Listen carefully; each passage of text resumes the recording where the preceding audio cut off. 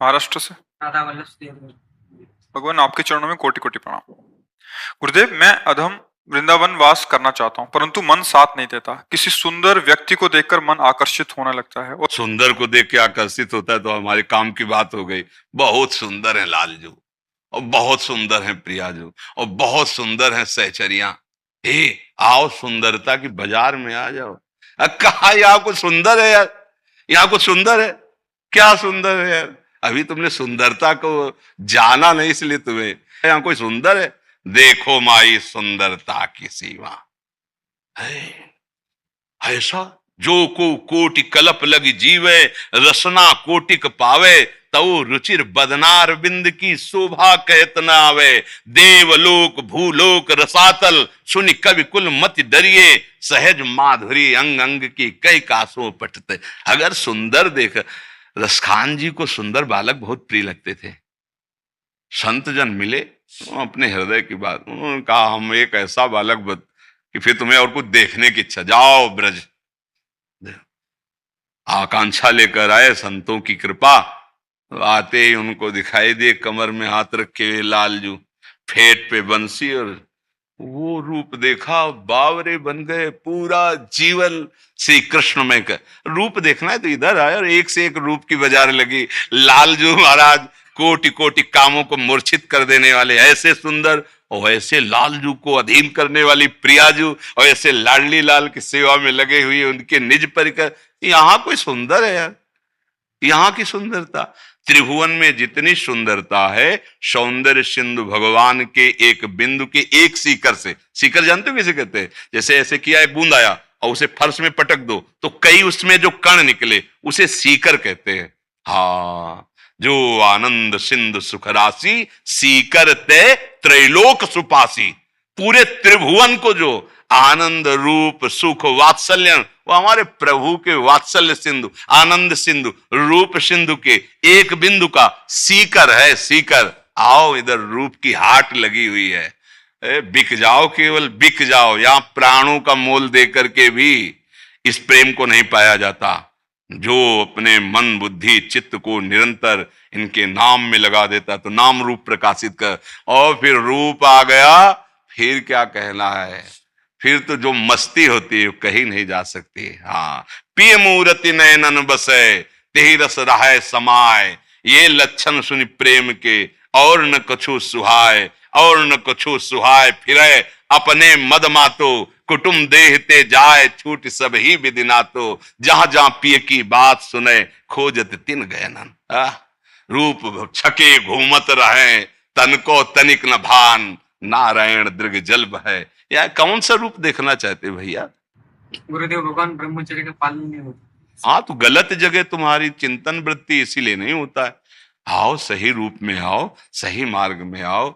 आप थोड़ा इतना समझ लो, जिसके क्षय करने में तुम्हें इतना सुख लगता है, उसको रोक लेने में कितना सुख होगा। विचार करो, जिससे क्षय करने में तुमको इतना, क्षय माने नाश, तुमको ऐसा अनुभव होता है कि तुम छोड़ नहीं पा रहे, अगर उसे रोक लिए तो कैसा अनुभव होगा? वो कितना सुखदायी होगा।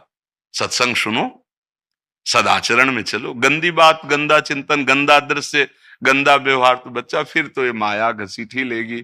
अच्छा चिंतन करो, अच्छे आचरण करो, अच्छा संग करो, अच्छा दृश्य देखो, अच्छी बात बोलो, अभी अच्छाई आने लगेगी। ये बुराई त्यागने में कठिनता हमारे अंदर की होती है, जो हम उसमें सुख, उसमें प्रियता, उसमें मातृ बुद्धि रखें, इसीलिए नहीं छोड़ पाते। अभी ब्रह्मचर्य में मातृ बुद्धि करो तो अभी देखो आप संयम में आ जाओगे। अभी भगवान के नाम में महत्व बुद्धि करो, भगवान की दास्ता में, अभी आप पवित्र हो जाएंगे। अभी आप जगत पूजनीय बन जाएंगे। मम भक्ति युक्तो भुवनम पुनातु। अरे महाबल भगवान है, उनका आश्रय ले लो, महाबल उतरेगा, सब ठीक हो जाएगा सब। ये कोई ऐसा नहीं है कि अवतार लिए हैं। अपने लोग सब माता के गर्भ से पैदा हुए, इसी भूमि में, इसी हृदय में काम देखा है, क्रोध देखा, लोभ मोह मद मत्सर सब देखे हैं। पर प्रभु की शरण में जाने पर, गुरुजनों संतों के आश्रय से एक एक को भागते भी देखा है। वो जो जला रहे थे, जो हमें पीड़ा पहुंचा रहे थे, जो हमें नीचे गिराना चाहते थे, बड़े का सहारा लिया ला तो सहारा लेने से ही भाग गए। अब साधारण भाषा में समझो, जैसे आपके मकान में कई गुंडे कब्जा कर ले बहुत समय से, और आपको पीड़ा पहुंचा रहे हैं, अब आप निकालना चाहो तो थप्पड़िया देंगे आपको, क्योंकि बहुत जन्म से ये काम क्रोध लोभ मोह मद मत्सर है ना, हृदय रूपी भवन में इन गुंडों ने कब्जा कर लिया।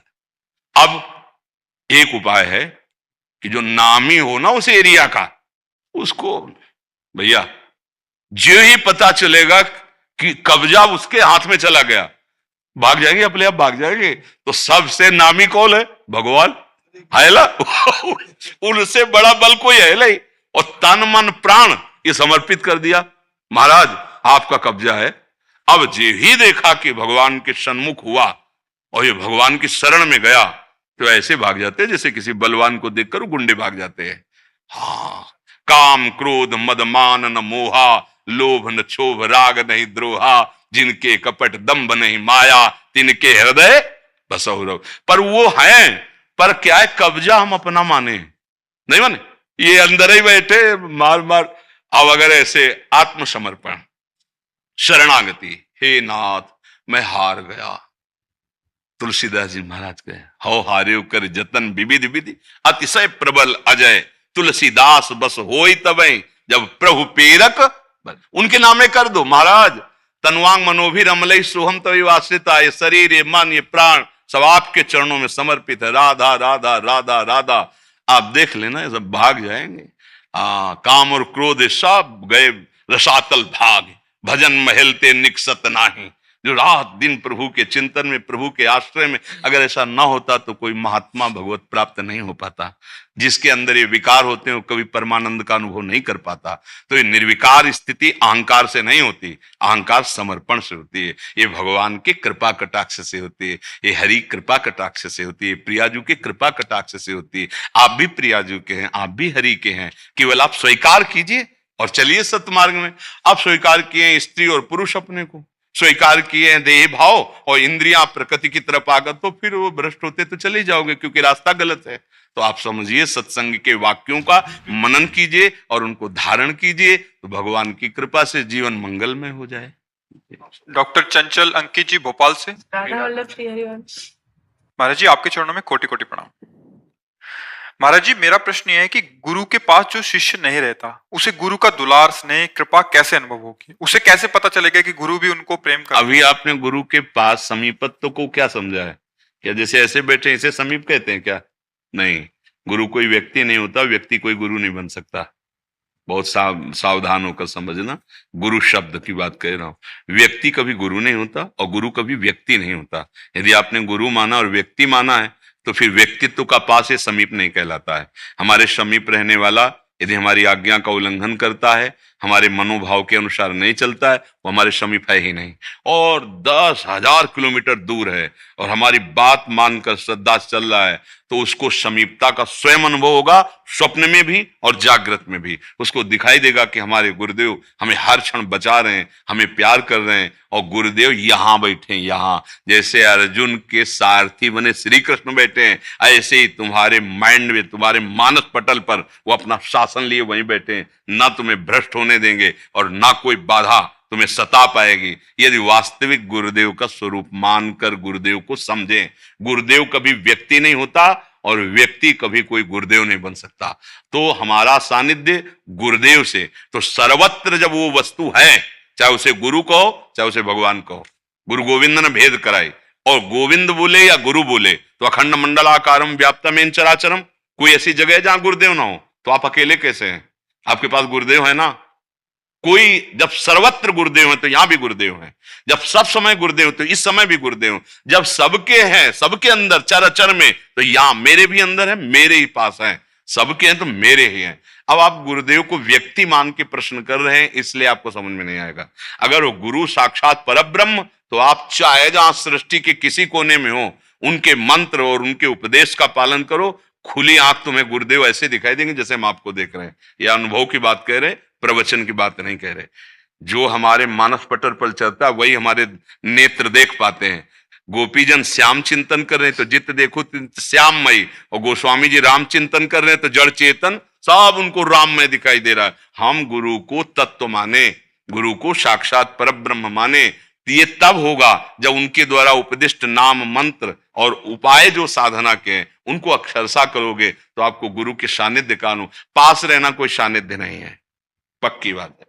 समीपता उसी की मानी जाती है जो गुरु आज्ञा का पालन करता है।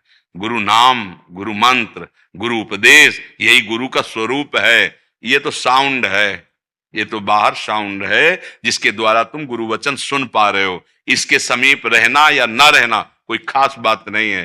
ये बात मान लेना हमारे समीप रहना है।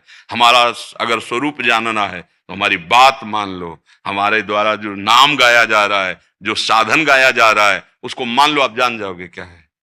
गुरु 10-20 नहीं होते हो, एक है। वो आकाश के सदस्य, जहां भी जाओ नील आकाश दिखाई दे रहा है, ऐसे ही जहां भी जाओगे गुरु तुम्हारे साथ है। तुम्हें छोड़ दे वो गुरु नहीं होता, तुम छोड़ देते हो इसलिए शिष्य नहीं हो। गुरु तुम्हें नहीं छोड़ सकता। जब बनाया नहीं था तब भी वो था और तुम्हें उपदेश करता था, मत जाओ ये मार्ग गलत है, मत करो ये गलत है, लेकिन तुम उसकी बात नहीं सुनी। चलो समस्या का समाधान करने के बाहर मान लेते हैं गुरु, अब उनकी बात मान लो।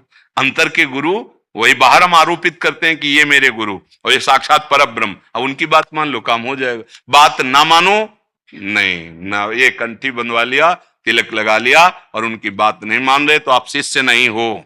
आपको गुरु प्रताप अनुभव में नहीं आएगा। काम बनता है बात मानने से। कहीं से भी तुम्हें रामकृष्ण हरि कुछ नाम मिला ना, लग जाओ जपने में, अगर सिद्ध ना हो जाओ तो बताना। अब तुम सोचते हो कि हम भोगे विषय करें मनमानियों, कोई ऐसा सिद्ध मिले कि मुझे परमानंद प्रदान कर दे, तो ऐसा सिद्धांत त्रिभुवन में नहीं है, कहीं नहीं है। प्राप्त नाम और मंत्र का आपको आवृत्ति करना होगा और गुरुदेव के सानिध्य का अनुभव, उनकी आज्ञा का पालन करना है। शरीर के समीप रहना, कोई मित्रता या कोई साथ या कोई प्रियता नहीं। हाँ, भाग्यवश यदि ऐसा है तो अच्छा है, आप उनकी आज्ञा का पालन करते हुए समीप है, अच्छा है। आज्ञा का पालन करते हुए दूर है तो आपको समीपता का अनुभव होगा। ऐसा नहीं है, कोई क्षण ऐसा नहीं होता जिस क्षण हम गुरुदेव से खाली हों। अब समझ पाओ तो समझ लो। गुरुदेव अपने शिष्य को अपना स्वरूप प्रदान करते हैं। पारसमणि लोहे को सोना बनाती है, पर संत आप सरिस चाहे सबके। अगर वास्तविक गुरु श्रद्धा है तो गुरुदेव अपना स्वरूप ही आपके स्वरूप में लय कर देंगे। आप और गुरुदेव दो नहीं रह जाएंगे। ही में न जान पड़े कान है कि प्राण है, कान भये प्राण में, प्राण भये कान में। ही में न जान पड़े काल है कि अपना अस्तित्व ही खत्म हो जाता है। अब गुरुदेव का ही केवल एक छत्र राज्य रहता है, वही मन में, वही बुद्धि में, वही चित्त में, वही हमारी आत्मा। जैसे अपनी आत्मा गुरुदेव भगवान है तो कहते हैं आत्मा हरिवंश प्रगट परमानंद श्री हरिवंश प्रमाण मनम। मेरा मन भी वही, मेरी आत्मा भी वही, गुरु में जीवन हो गया। हम अध्यात्म की वार्ता को समझें, लौकिक व्यवहार से गुरु तत्व को न जोड़ें। एकेश्वर शुक्ला जी छत्तीसगढ़ से। राधे राधे महाराज। राधे राधे महाराज जी, आपके चरणों में कोटि कोटि प्रणाम। महाराज जी, मैं स्वास्थ्य विभाग से हूँ। मैं रामकृष्ण मिशन से दीक्षित हूँ। आध्यात्मिक जीवन की दिनचर्या कैसी हो जिससे परम सत्य की प्राप्ति हो, तथा मन में शंका है कि द्वेष भाव प्रभु के ऊपर रखने वाले रावण, कंस, शिशुपाल को जो गति मिली वही गति क्या बड़े बड़े साधकों, ऋषि मुनि को भी मिली, तो दोनों में अंतर क्या हुआ? पहले किस प्रश्न में, इसमें तो बहुत से प्रश्न हो गए, पहले किस प्रश्न का उत्तर चाहते हो? महाराज, पहला मेरा ये प्रश्न है कि मैं दीक्षित हूँ, मेरी आध्यात्मिक दिनचर्या कैसी होनी चाहिए, इसमें मुझे परम सत्य की प्राप्ति हो। परम सत्य की प्राप्ति क्रियाओं से नहीं होती, पहली बात समझो। जो सत्य क्रियाओं का आदेश दिया गया है वो असत क्रियाओं से बचने के लिए है, क्योंकि हमारे पास ऊर्जा शक्ति है। अगर उसका हम सही प्रयोग नहीं करेंगे तो रुकेगी नहीं, गलत प्रयोग होगा ही। अगर हम समय को शास्त्र के अनुसार, कानून के अनुसार व्यतीत नहीं करेंगे, नियम के अनुसार व्यतीत नहीं करेंगे, तो नियम के विपरीत वो होगा ही होगा। तो वो क्रियाएं असत क्रियाओं के त्याग के लिए हैं। जितनी भी क्रियाएं हैं, भागवतिक, धार्मिक, सामाजिक, राजकीय, ये असत क्रियाओं के रोकने के लिए हैं। कानून ऐसा कहता है ऐसे चलना चाहिए, शास्त्र ऐसा कहता है ऐसे चलना चाहिए। भगवत प्राप्ति होती चिंतन से। जैसे एक चिंतन वासनात्मक चल रहा है, गलत चल रहा है, शरीर भाव से भोगों में विचरण, कभी भगवत प्राप्ति नहीं हो सकती। बात समझ रहे ना? आपका चिंतन भागवतिक चल रहा है सुबह से लेके रात्रि तक, और आप मरीज की सेवा कर रहे हैं, आप समाज की सेवा कर रहे हैं, आप राष्ट्र की सेवा कर रहे हैं, आप एक किसान हैं, आप एक व्यापारी हैं, आपको निश्चित भगवत प्राप्ति होगी। क्योंकि आपका चिंतन प्रभु से जुड़ा हुआ है। भगवत प्राप्ति सिर्फ चिंतन से होती, सिर्फ चिंतन से।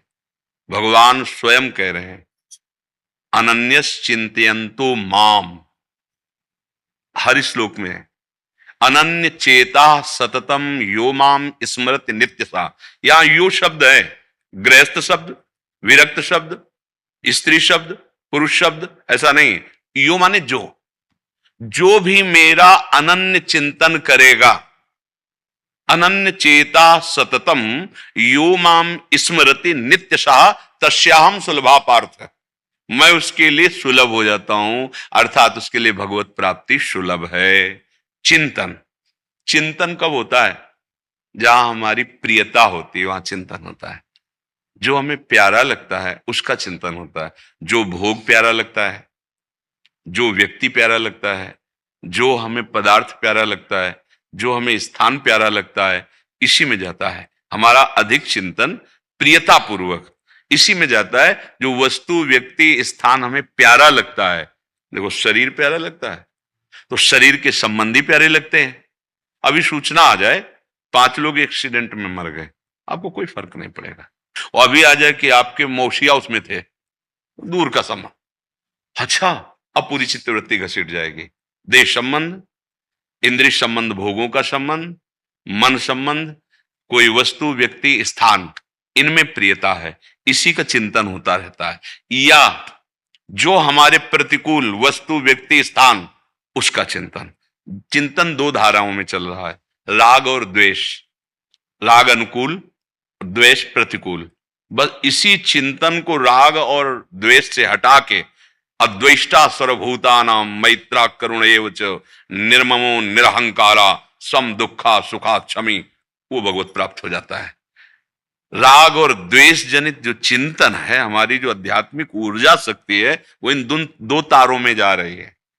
कोई रागात्मक, कोई द्वेष। आप देखो, जांच के देखो, अगर आध्यात्मिक हो तो अंतर्मुख हो और देखो वस्तु, व्यक्ति, स्थान, जहां हमारा मन इंद्रियों के साथ जा रहा है वो तो प्रिय होगा और या कोई अप्रिय होगा। राग या द्वेष, राग द्वेष क्रियाओं से नहीं सुधारा जा सकता, चिंतन से सुधारा जा सकता है। पहली बात ये स्वीकार करनी होगी भगवत प्राप्ति के मार्ग वाले पथिक को कि भगवान कह रहे हैं, एकमात्र मैं ही सब रूपों में व्याप्त हूं। चलो उतना ज्ञान नहीं तो इतना ज्ञान, हम एक मंदिर में भगवान को मान सकते हैं, तो क्या इन मंदिरों में भगवान को नहीं मानेंगे क्या? अगर इन मंदिरों में भगवान नहीं है तो चेतनता किसकी है? ये चैतन्य घन कौन है? तुम जानते तुम कौन हो? अगर तुमसे पूछे तुम कौन हो तो अपना नाम बताओगे, शरीर का भाव रख के बोलोगे आप, तो क्या आप ये हो क्या? ये तो जला दिया जाएगा, ये तो मिट जाएगा। आप मिटने वाले नहीं हैं, आप अमिट, अविनाशी, दुख रहित, चाह रहित, सच्चिदानंद प्रभु का स्वरूप हैं आप।